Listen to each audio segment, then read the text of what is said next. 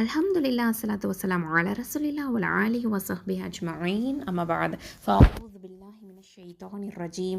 Bismillahir rahmanir rahim. Alhamdulillahi rabbil alamin.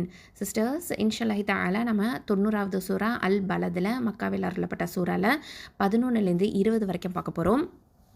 இன்ஷால்லா இப்போ நம்ம 11, 12 இந்த 2 ஆயத்துக்களை மட்டும் நம்ம இப்போ பார்க்கலாம்.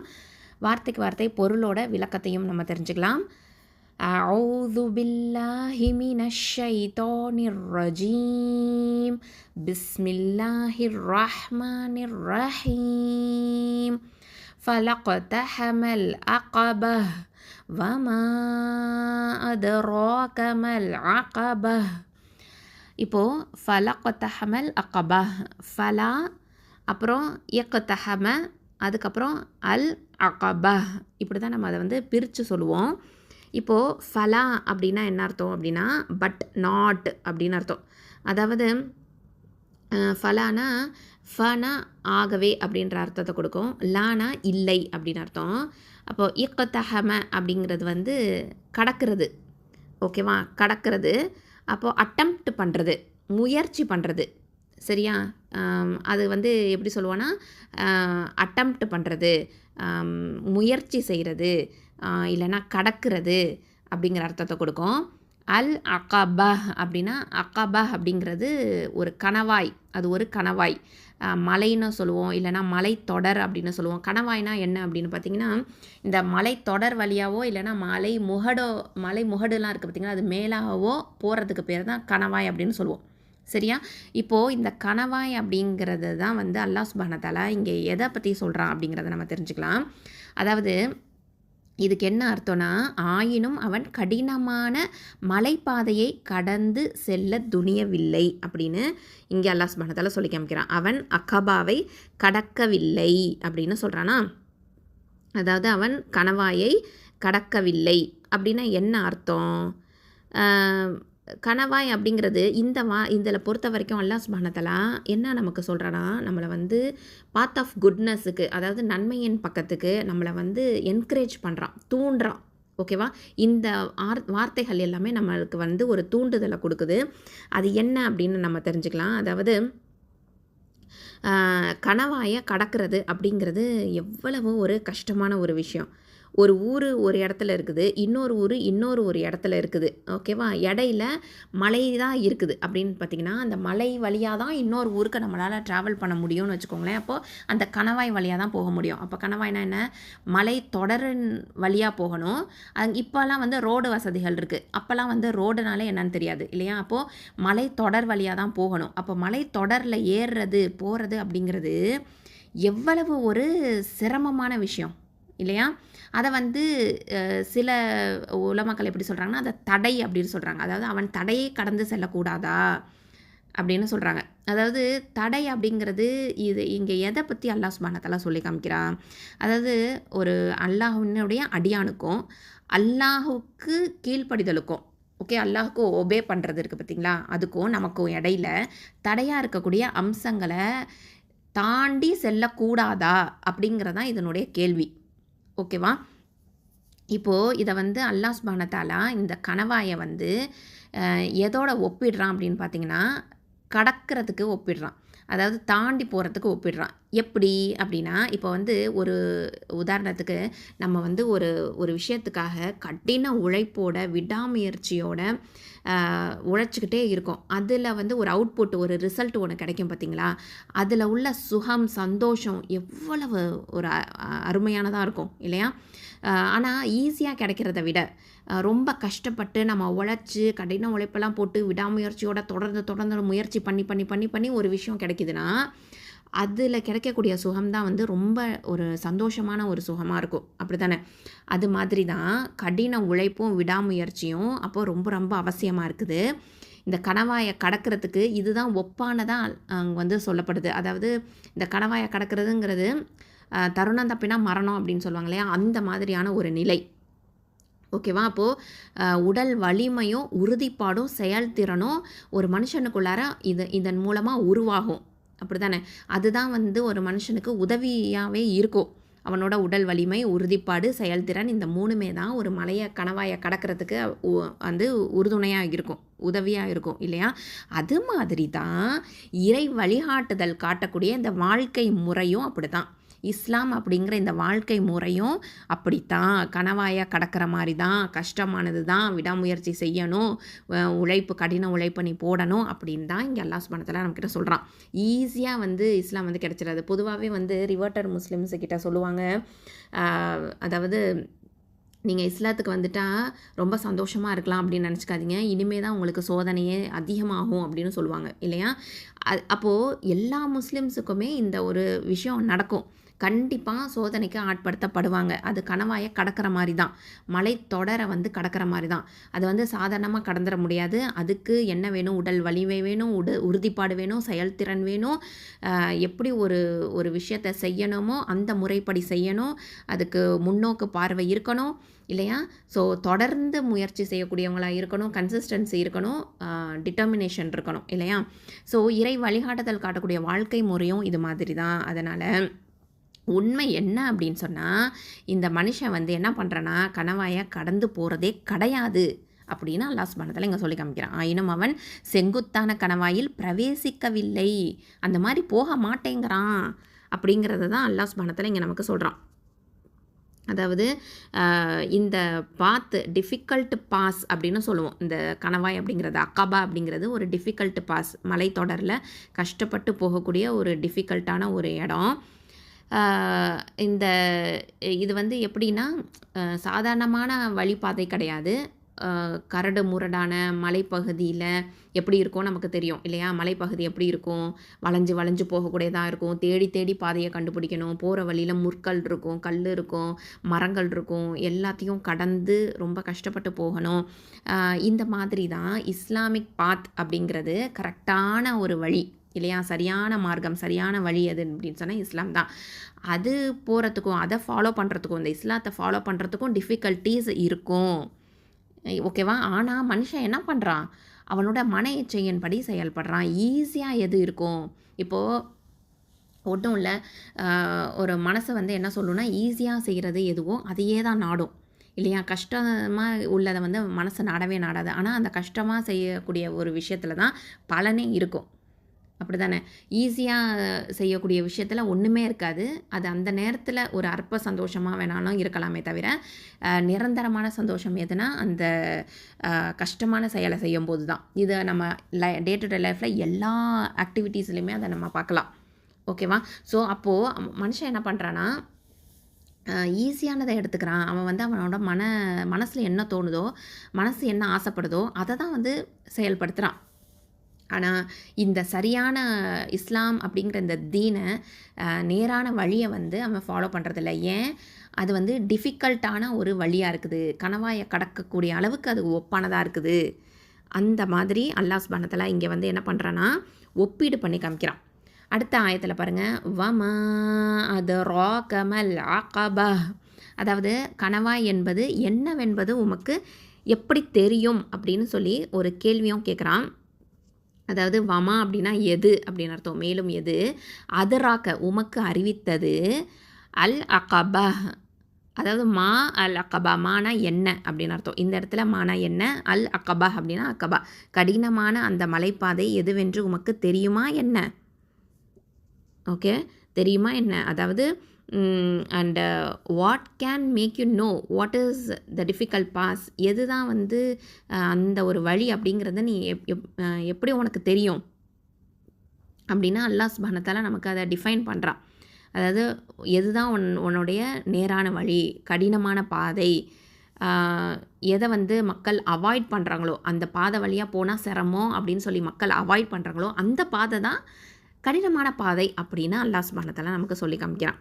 சுப்ஹானல்லாஹ். அப்போ அந்த கடினம் அப்படிங்கிறது இதை தான் உணர்த்துது, நமக்கு எக்ஸ்பிளைன் பண்ணுறான் அல்லாஹ் சுப்ஹானஹு வ தஆலா. ஸோ அது வந்து எப்படி இருக்கும்னா உனக்கு நிம்மதியான ஒரு சந்தோஷத்தை கொடுக்கக்கூடியதாக இருக்கும் அந்த அக்கபா அப்படிங்கிறது அப்படின்னு அல்லாஹ் சொல்கிறான். அதாவது மலைகளோட நடுவில் அந்த இருக்கக்கூடிய அந்த கணவாய் கடக்கிறது அப்படிங்கிறது என்ன அப்படின்னா, இறைவனை தவிர யார் தான் உனக்கு அதை வந்து விளக்கி தர முடியும் அப்படின்னு அல்லாஹ் சுப்ஹானஹு வ தஆலா இங்கே ஒரு கேள்வி கேட்குறான்.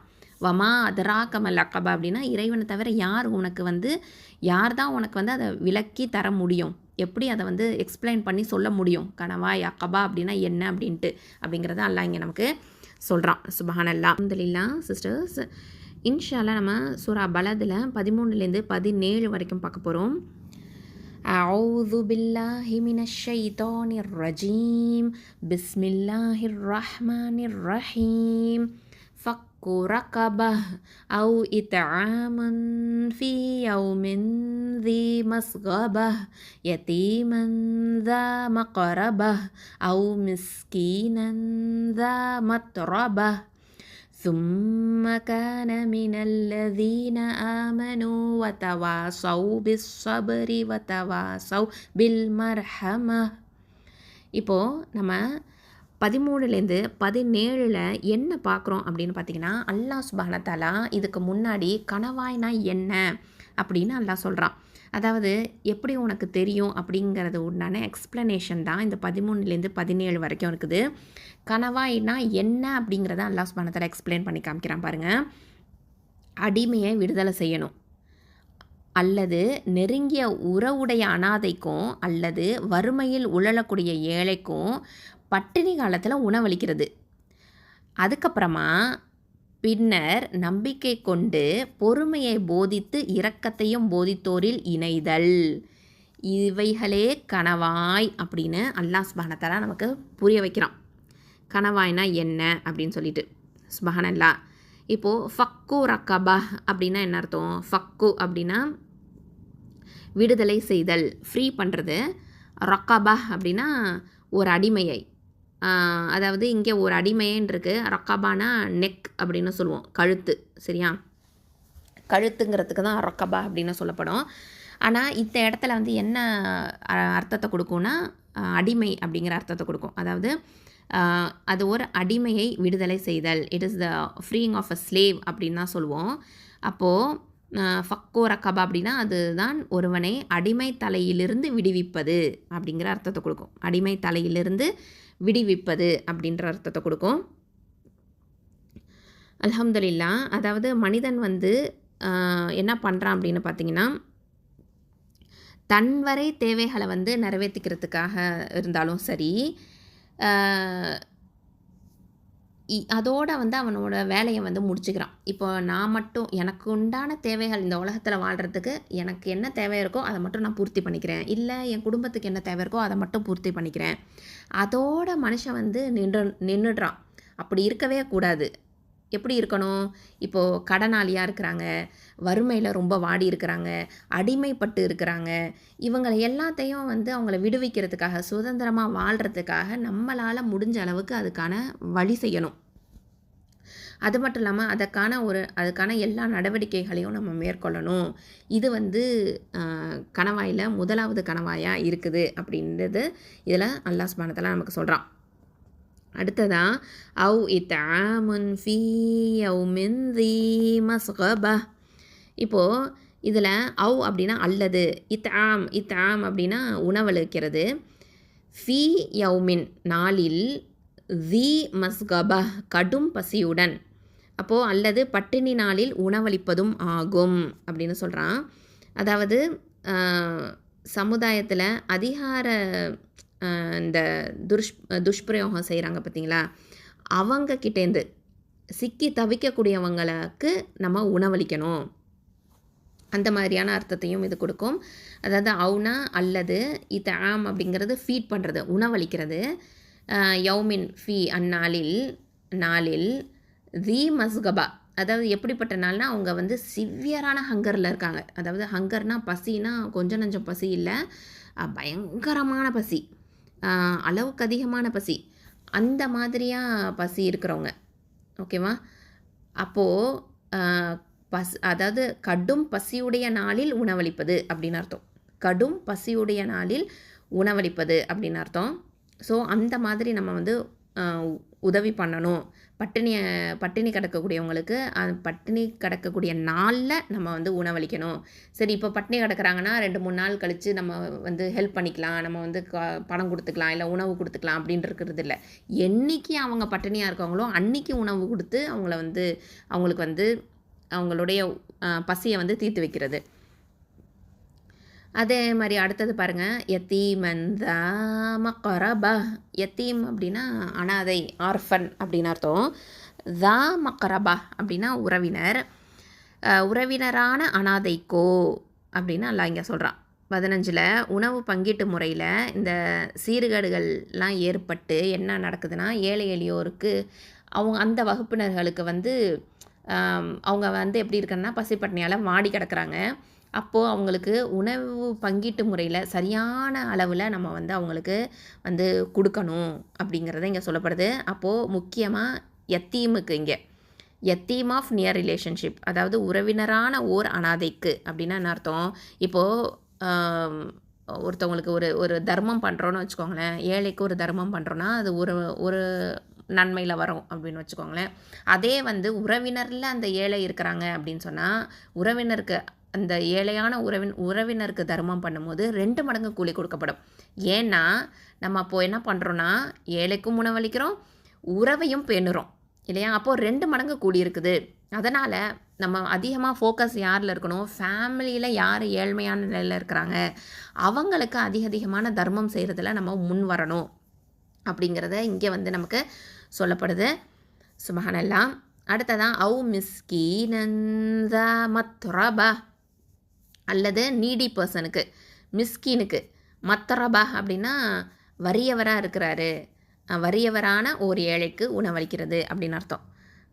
வறியவரான ஒரு ஏழைக்கு உணவளிக்கிறது, அதாவது மிஸ்கின்னா ஏழை தான், மத்ரபா அப்படின்னா வறியவர் அப்படின்னு அர்த்தம். அப்போது வறியவர் அப்படிங்கிறது வறுமையில் வாடக்கூடிய ஏழைக்கு அப்படின்னு அர்த்தம்.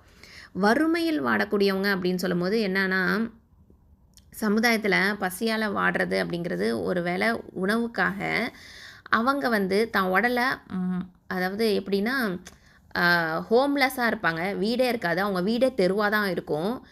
உணவுக்காக என்ன பண்ணுவாங்க, ரொம்ப கஷ்டப்படுவாங்க. அவங்களுக்கு உணவே வந்து இருக்காது, ஒருவேளை உணவு கூட கிடைக்காது. அவங்களுக்கு எப்போவுமே வந்து புழுதியிலேருந்து பாதுகாக்கக்கூடிய முடியாத அளவுக்கான இடத்துல இருக்கக்கூடியவங்க தான் அந்த வறியவர் அப்படிங்கிறது.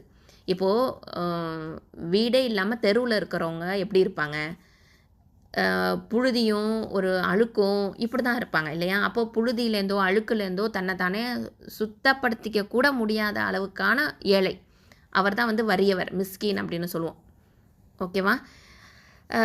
இதுக்கெல்லாம் எப்படி அப்படின்னு சொன்னால், ஒரு இஸ்லாமிய ஆட்சியில் இந்த மாதிரி எதுவுமே இருக்கக்கூடாது அப்படிங்கிறதையும் இங்கே சேர்த்து வலியுறுத்தப்படுது.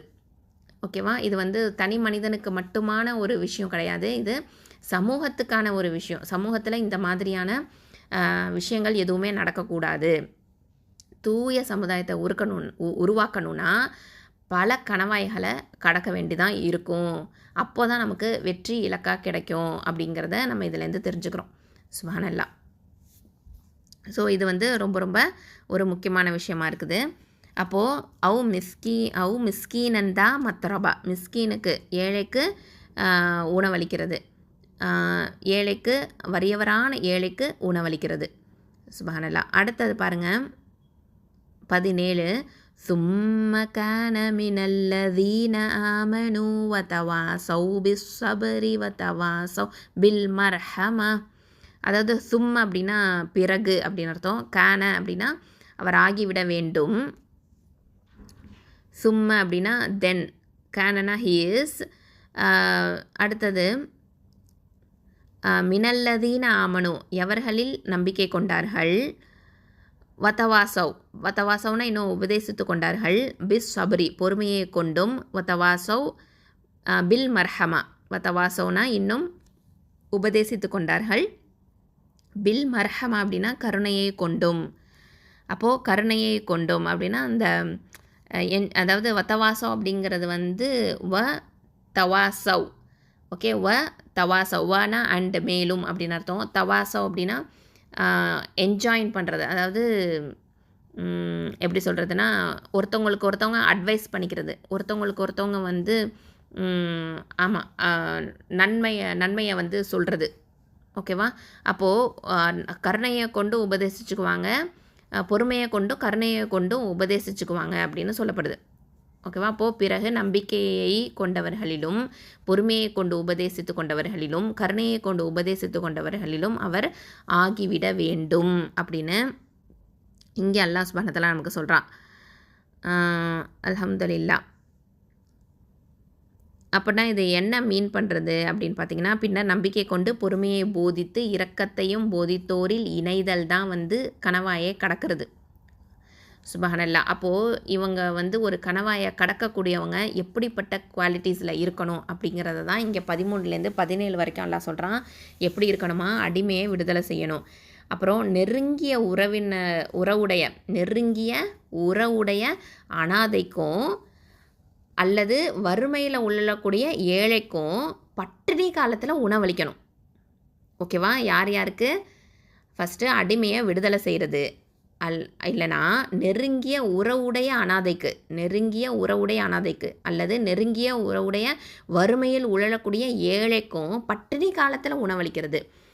அதுக்கப்புறமா இதை பண்ணதுக்கப்புறமா நம்பிக்கை கொண்டு பொறுமையை போதித்து, நம்பிக்கை வைக்கணும், பொறுமையை போதிக்கணும், இரக்கத்தையும் போதிக்கணும், அதில் போதிச்சுட்டு இணைஞ்சிடணும். இவங்க தான் வந்து என்ன பண்ணுறாங்க? கணவாயை கடப்பவர்கள். சுபஹானல்லாஹ். இங்கே அல்லாஹ் சுப்ஹானஹு வ தஆலா தான் சொல்கிறான். அப்போது மலையோட உயரமான கணவாய்களில் ஏறி போகிறது அப்படிங்கிறது எவ்வளவு கடினமான ஒரு விஷயமா இருக்குது. அப்போது நன்மையான காரியங்களில் செய்கிறதையும் மனிதன் வந்து என்ன பண்ணுவான்? கடினமாக தான் நினப்பான். அப்போது நன்மையான காரியங்கள் என்னென்ன அப்படிங்கிறத அல்லாஹ் சுப்ஹானஹு வ தஆலா இங்கே பட்டியலிட்டுட்டான். அடிமைகளை விடுதலை செய்கிறது, கடனாளிக்கு வந்து கடனை நிறைவேற்றி கொடுக்கறது, அவன் சக்தி இல்லாமல் நிறைவேற்ற முடியாமல் ஒரு நிலையில் இருந்தானா அவனுக்கு தவணையாக நம்ம வந்து பிற்படுத்தி கொடுக்கலாம். இல்லைனா திரும்ப தரவே வேணாம் அப்படின்னு தள்ளுபடியும் செஞ்சிடலாம். இல்லைனா வந்து அடுத்த விஷயம் பார்த்திங்கன்னா, அக்கிரமத்தில் எவனாவது வந்து ஒரு மனுஷன்ட்ட அகப்பட்டுட்டான் அப்படின்னு சொன்னால் அவனை வந்து மீள வைக்கலாம். அவன் விடுதலை அடையணும் அப்படிங்கிறதுக்காக நம்ம என்ன பண்ணலாம்? அதுக்கான முயற்சிகள் செய்யலாம். இதெல்லாமே வந்து கணவாயை கடக்கிறது. ஓகேவா? நன்மையான காரியங்களாக இருக்குது. அதே மாதிரி பஞ்சமும் பிணியும் இருக்கக்கூடிய அந்த மனிதர்களை வந்து பஞ்சமும் பசியும் வாட்டி வதக்கும் போது அவங்களோட பசியை வந்து துடைக்கிறதுக்கு தகுதியானவங்களா அதுக்காக நம்ம வந்து உதவி செய்கிறது, உணவுப் பொருட்களை கொடுக்கறது, லாபத்தை கருதவே கூடாது, அவங்க பதுக்கி வைக்கக்கூடாது, பெருந்தன்மையோடு அவங்களுக்கு பசியால் இருக்கிறவங்களுக்கு அந்த மக்களுக்கு கொடுத்து உதவுறது, ஏழை எளியோருக்கு நம்ம வந்து அவங்க நிலையை நினச்சி உபகாரம் செய்கிறது, குறிப்பாக சொந்த பந்தங்களுக்கு வறுமையால் வாடுறவங்களுக்கு அவங்கள கவனிக்கிறது, இது வந்து மறு உலகத்தில் மிகப்பெரிய நன்மை அளிக்கக்கூடிய ஒரு விஷயமா இருக்குது. சுபஹானல்லாஹ். அப்போது மனிதர்களுக்கு வந்து உயரமான கணவாய்களை கடக்கிறது அப்படிங்கிறது ரொம்ப ரொம்ப கடினம்தான். அந்த மாதிரி தான் இந்த நன்மையான காரியங்களை செய்கிறதும் அப்படிங்கிறத தான் அல்லாஹ் சுப்ஹானஹு வ தஆலா நமக்கு இங்கே வந்து சொல்லி காமிக்கிறான். அப்போது இந்த மாதிரியான நன்மையான காரியங்கள் செய்கிறதோட அதுக்கப்புறமா அவன் வந்து என்ன பண்ணும்? எவர்கள் விசுவாசம் கொண்டு ஒருவருக்கொருவர் பொறுமையை கை கொள்ளும்படி உபதேசித்து அன்பு காட்டும்படி உபதேசித்து வந்தார்களோ அவர்களில் உள்ளவர்களாய் அவர் ஆகிவிட்டனரோ அப்படின்னு அல்லாஹ் சுப்ஹானஹு வ தஆலா சொல்கிறான். அப்போது இந்த மாதிரியான நன்மையான காரியங்களை செய்கிறவங்க தான் கடமையை செய்யும்போது எந்த மாதிரியான துன்பங்கள் நேரிட்டாலும் சகிச்சுக்குவாங்க, கடமைகளை தொடர்ந்து செஞ்சுட்டு வருவாங்க. அவங்க வந்து படைப்புகள் கிட்ட வந்து எப்படி இருப்பாங்கன்னா, அல்லாஹுடைய படைப்புகள் கிட்ட அன்போடு நடந்துக்குவாங்க, அல்லாஹுடைய அருளுக்கு வந்து உரித்தானவங்களாக இருப்பாங்க. அதாவது படைப்புகள் மேலே பரிவு காட்டக்கூடியவங்களாக இருப்பாங்க. கிருபையுள்ள ரஹ்மான் அருள் புரிகிறான் இல்லையா, அதை வந்து உணர்வாங்க. பூமியில் உள்ளவங்க மேலே நீங்கள் கிருபை காட்டுங்க, வானத்தில் உள்ளவன் அல்லாஹ் வந்து உங்கள் மேலே கிருபை காட்டுவான் அப்படின்னு நபிகள் நாயகம் ஸல்லல்லாஹு அலைஹி வஸல்லம் சொல்லியிருக்காங்க இல்லையா. இது அபூதாவுத் திர்மிதியில் பதியப்பட்ட செய்தி. ஸோ அதில் வந்து நம்பிக்கையாக இருப்பாங்க. அப்போது நம்ம வந்து அல்லாஹோட படைப்புகள் மேலே இரக்கம் காட்டணும் அப்படின்னு சொன்னால், பூமியில் உள்ளது மேலே இரக்கம் காட்டணும் அப்படின்னு சொன்னால், வானத்தில் உள்ளவன் நம்ம மேலே இரக்கம் காட்டுவானே அப்படிங்கிறத உணர்ந்து நடப்பாங்க. அல்லாஹுடைய அருளுக்கு பாத்திரமாக இருப்பாங்க. நற்காரியங்களாக இருக்கக்கூடிய இந்த அனாதைகள் மேலே அன்பு பாராட்டுறது, சிறுவர்கள் மேலே ரொம்ப சின்ன சின்ன பிள்ளைங்க மேலே வந்து ரொம்ப இரக்கமும் கருணையும் காட்டுறது, அப்புறமா இந்த யாருன்னா இந்த கணவனை இழந்த பெண்கள் இருக்காங்க இல்லையா அவங்க, அப்புறம் அனாதை சிறுவர்கள் பிள்ளைகள் இருக்காங்க இல்லையா அவங்க, அப்புறம் வழி தெரியாமல் தெருவில் நிற்கக்கூடியவங்க, வீடே இல்லாமல் இருக்கக்கூடியவங்க, இந்த மாதிரியான உள்ளவங்களை எல்லாத்தையும் கவனிச்சுக்கிறது, சமூகத்தில் உள்ளவங்களையும் நாட்டில் உள்ளவங்களையும் கூடுமான அளவுக்கு அவங்களுக்கு நன்மையாக செய்கிறது, பசித்தவங்களுக்கு உணவு கொடுக்கறது, ட்ரெஸ் இல்லாதவங்களுக்கு உடை இல்லாதவங்களுக்கு உடையை வழங்குறது, நோயோடு இருக்கிறவங்கள அவங்கள கவனித்து வந்து ஆறுதல் சொல்கிறது, அவங்களுக்கான செலவுகள் செய்கிறது, வழி தவறிய போனவங்களுக்கு நேரான வழியை காண்பிக்கிறது, அதாவது தாவா செய்கிறது, இந்த மாதிரியான நற்காரியங்களில் வந்து நம்ம ஒவ்வொருத்தவங்களும் ஈடுபடணும் அப்படிங்கிறத அல்லாஹ் சுப்ஹானஹு வ தஆலா இது வரைக்கும் நமக்கு சொல்லி முடிக்கிறான். அதுக்கு அடுத்த ஆயத்தில் 18, 19, 20 என்ன சொல்கிறான் அப்படிங்கிறத நம்ம பார்க்கலாம்.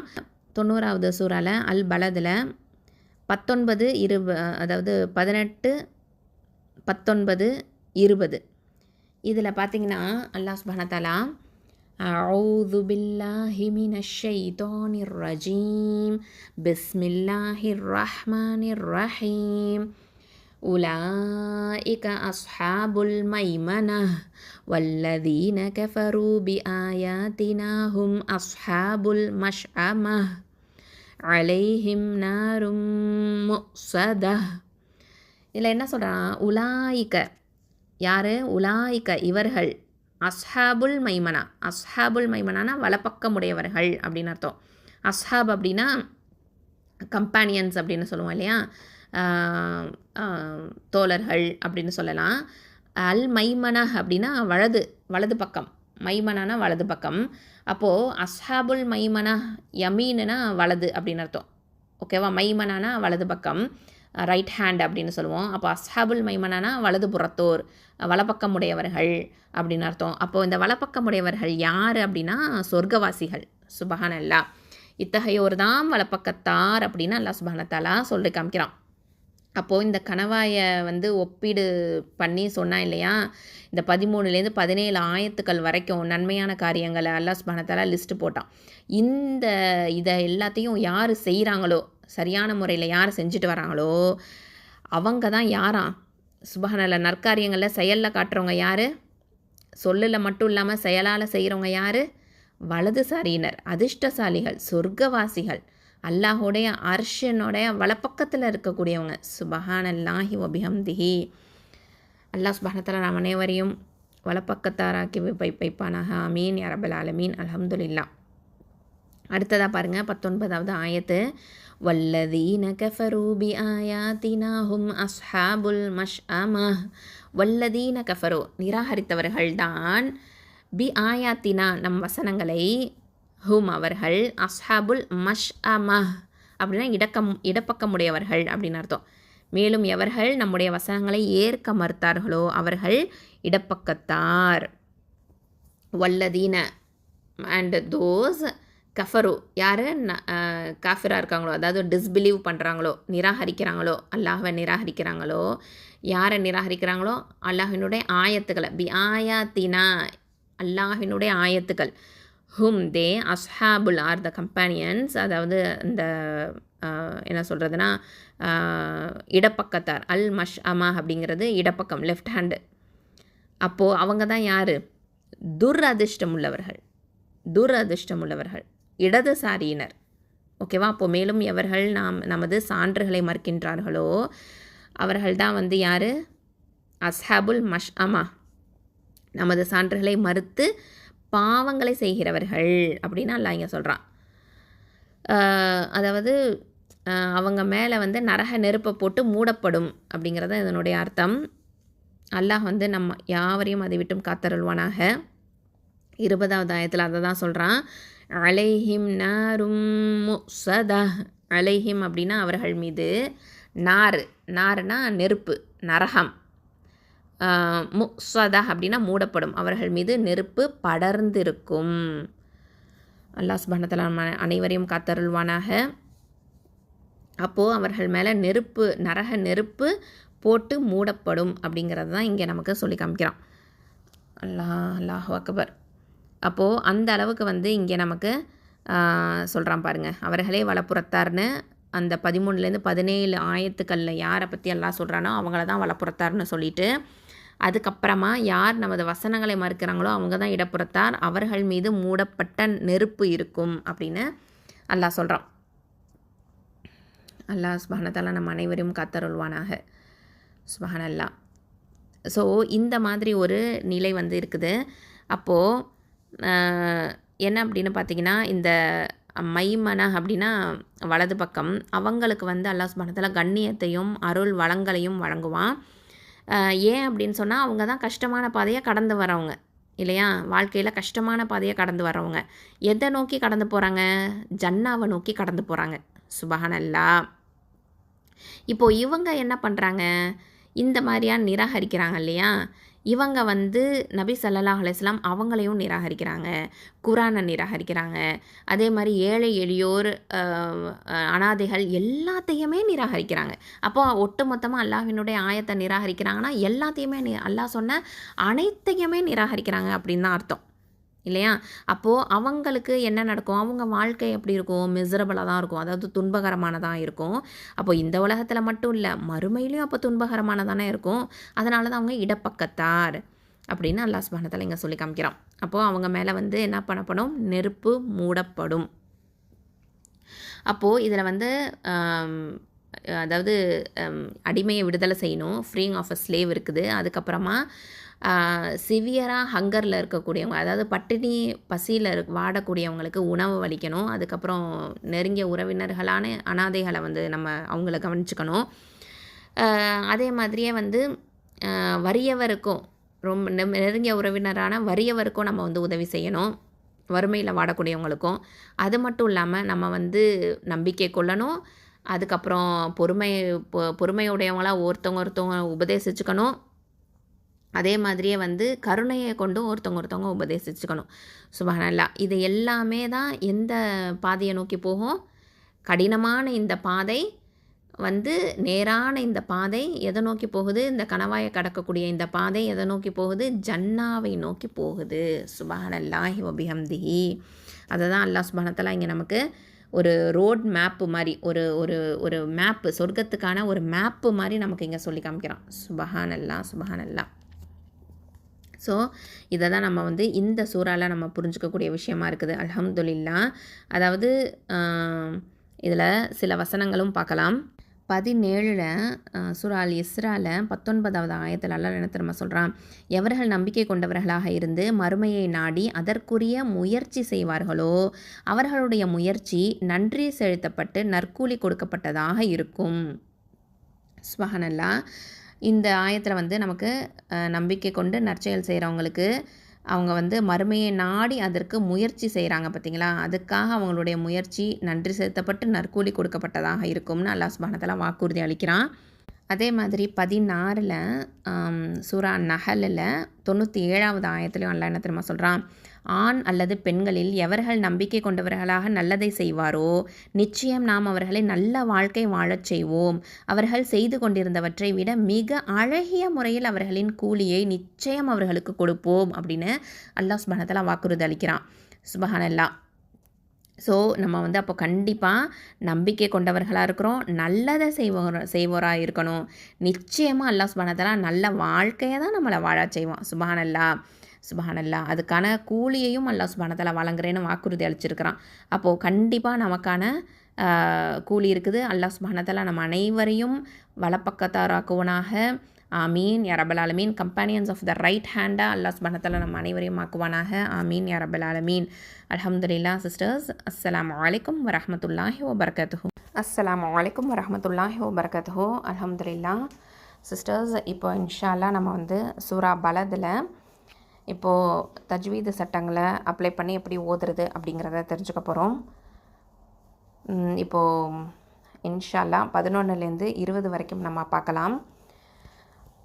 11வது ஆயத்தை பார்க்கலாமா? அஊது பில்லாஹி மினஷ் ஷைத்தானிர் ரஜீம்.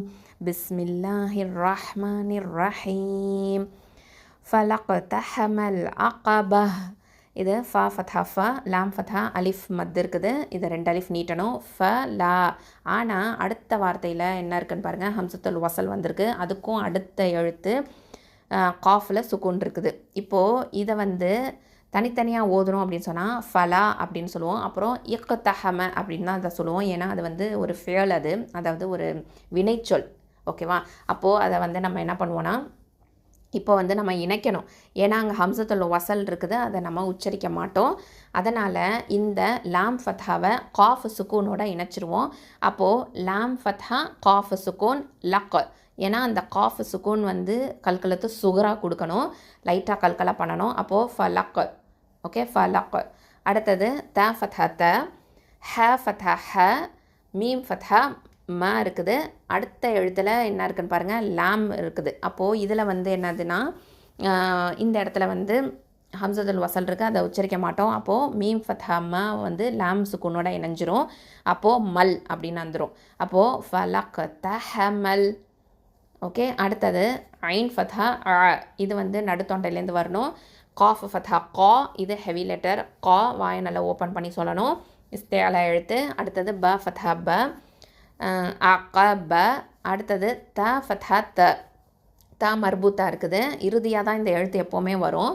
இந்த எழுத்தை வந்து இதை கொண்டு இப்போ நம்ம வக்ஃபு பண்ணுறோம், ஸ்டாப் பண்ணுறோன்னு வச்சுக்கோங்களேன். அப்போ என்ன செய்யணும்னா அந்த த ஃபத்ஹா த மர்பூத்தாவை ஹ சுக்கூனா மாற்றிடணும். அப்போது ஹ சுக்கூனா மாற்றும் போது அதனுடைய சப்தத்தை கொடுக்கணும்.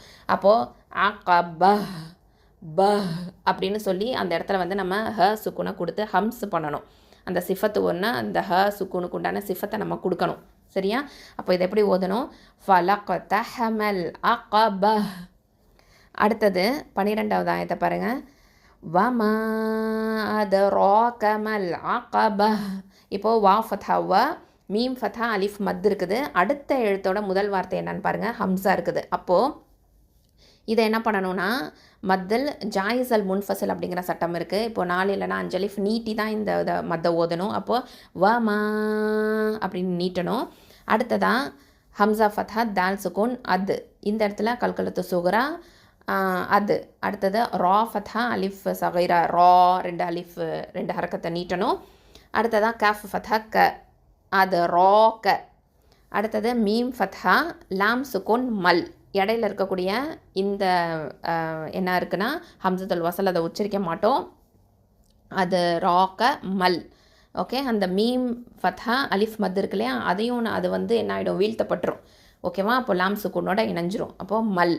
அடுத்தது அகப, ஐன் ஃபத்ஹா அ, காஃப் ஃபத்ஹா கா, ப ஃபத்ஹா ப. இப்போது த மர்பூத்தால தொம்மா இருக்குது. இப்போ நம்ம வக்ஃபு பண்ணுறதுனால என்ன பண்ணுவோம், த மர்பூத்தாவை ஹ சுக்குனா மாற்றிடுவோம். அப்போது அகப. ஓகே, அகப அப்படின்னு சொல்லணும். இந்த ஐனை மட்டும் தெளிவாக சொல்லுங்கள். அகபா கிடையாது, ஆ ஆ. ஓகேவா? அப்போது வமா அதராகமல் அகப. அடுத்தது 13வது ஆயத்தை பாருங்கள். ஃபக்கு ரகப, ஃப ஃபத்ஹா காஃப் ஷத்தா, ஃபக் காஃப் தொம்மா கு, ஃபக்கு. ஓகே, ஃபக்கு. அடுத்தது ரா ஃபத்ஹா ரா, காஃப் ஃபத்ஹா கா, இது ரெண்டுமே ஹெவியாக தான் உச்சரிக்கணும், வல்லினம். அடுத்தது ப ஃபத்ஹா ப, தால என்ன இருக்குது, தாமர்பூத்தால கசரத்தைன் இருக்குது. அப்போது இதை வக்ஃபு பண்ணுறதுனால ஹ சுக்குனா மாற்றணும். அப்போது ரகப. ஓகே, ஃபக்கு ரகப. அடுத்தது 14வது ஆயத்தை பாருங்கள். அவு இத்ஆமுன் ஃபீ யௌமின் ذி மஸ்கப. இப்போது ஹம்சா ஃபத்ஹா வாவ் சுக்குன் அவு, இது என்னது, வாவு லீன், இது அவு. ஓகே, அடுத்ததான் ஹம்சா கெசரா தா சுக்கூன் இத்து, இத்து. இது வந்து ஹெவி லெட்டர், அது மட்டும் இல்லாமல் கல்கலா. ஓகே, கல்கலத்தை சுகரா கொடுக்கணும். அடுத்ததான் ஐன் ஃபத்ஹா அலிஃப் சகைரா ஆ, 2 ஹரக்கத்தை நீட்டணும்.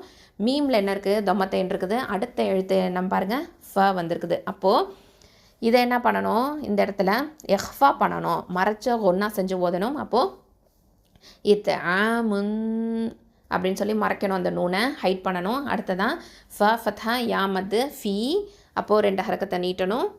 அடுத்தது யா ஃபத்ஹா வாவ் சுக்கூன் யவ், இது வந்து வாவு லீன் இது.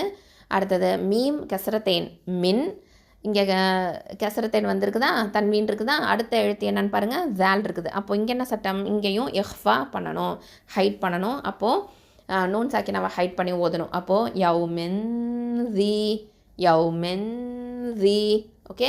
அப்போது ஜால் கெசரா யா சுக்கூன் ஜி, இது வந்து 2 ஹரக்கத்தை நீட்டணும். அடுத்தது மீம் ஃபத்ஹா சீன் சுக்கூன் மஸ், மஸ். இந்த சீன்லேருந்து காற்று வெளியேறணும், ஹம்ஸ் கொடுக்கணும், சரியா, அந்த சிஃபத்தை கொடுக்கணும். அடுத்ததான் கைன் ஃபத்ஹா ஹா, நல்ல வாயை ஓப்பன் பண்ணுங்கள். அடுத்தது ப ஃபத்ஹா ப, தால வந்து தாமர் புத்தல கசரத்தைன் இருக்குது. இப்போ இதை நிப்பாட்டுறதுனால நம்ம ஹ சுக்கூனை மாற்றி நிப்பாட்டுவோம். அப்போது மஸ் ப. ஓகே. இப்போ இது எப்படி ஓதணும்? அவு இத்ஆமுன் ஃபீ யௌமின் தி மஸ்கப. அடுத்தது 15வது ஆயத்தை பாருங்கள். யதீமன் ذا மக்ரப. இப்போது யா ஃபத்ஹா யா, தா கெஸ்ரா யா சுக்கூன் தீ, 2 ஹரக்கத்தை நீட்டணும். மீம் ஃபத்ஹத்தைன் இருக்குது, இங்கே தன்வீன் இருக்கிறதுனால அடுத்த எழுத்து என்னன்னு பாருங்கள், ஜால் வந்திருக்குது. அப்போது இங்கே எஃபா பண்ணணும், மறைச்ச ஒன்றா செஞ்சு ஓதணும் சாக்கினாவை. அப்போது யவ், அதாவது யதீமன் அப்படின்னு மறைக்கணும். அடுத்தது ஜால் ஃபத்ஹா அலிஃப் மத்து ஜ, 2 ஹரக்கத்தை நீட்டணும். மீம் ஃபத்ஹா காஃப் சுக்கூன் மக்க, இந்த இடத்துல காஃப் சுக்கூன் வந்து கல்கலத்து சுகரா.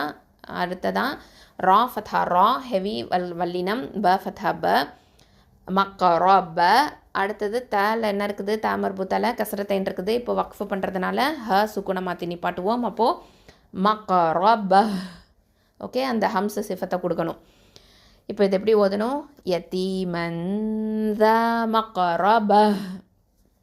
அடுத்தது 16வது ஆயத்தை பாருங்கள். அவு மிஸ்கீனன் ذا மத்ரப. இப்போது ஹம்சா ஃபத்ஹா வாவ் சுக்கூன் அவு, இது வாவுல் லீன் இது. அடுத்தது மீம் கெசரா சீன் சுக்கூன் மிஸ், இங்கேயும் என்ன பண்ணணும், இந்த சீன் சுக்கூனுக்கு ஹம்ஸ் சிஃபத்தை கொடுக்கணும். அடுத்தது காஃப் கெசரா யா சுக்கூன் கீ, அதாவது யாவுல் மத்து 2 ஹரக்கத்தை நீட்டணும். நூன் ஃபத்ஹத்தைன் இருக்குது, அது அடுத்த எழுத்து என்னன்னு பாருங்கள், ஜால் இருக்குது. அப்போது இங்கே என்ன சட்டம், எஃபா பண்ணணும், மறைச்சோ ஒன்றா செஞ்சு போதணும் நூன் சாக்கினாவை. அப்போது மிஸ்கீனன் அப்படின்னு மறைக்கணும். அடுத்தது ஜால் ஃபத்ஹா அலிஃப் மத்து 2 ஹரக்கத்தை நீட்டணும், ஜ. அடுத்தது மீம் ஃபத்ஹா த சுக்கூன் மத், மத். இந்த இடத்துலையும் ஹம்ஸ் சிஃபத் இருக்குது. அடுத்ததான் ரா ஃபத்ஹா ரா மத் ரா, ப ஃபத்ஹா ப. அடுத்தது தல என்ன இருக்குது, தாமர் புத்தல கசரத்தைன் இருக்குது. அப்போ வக்ஃபு பண்ணுறதுனால என்ன பண்ணுவோம், ஹ சுக்கூனை மாற்றி நிப்பாட்டுவோம். அப்போது மத் ரா ப. அப்போ இது எப்படி ஓதணும்? அவு மிஸ்கீனன் ذا மத்ரப.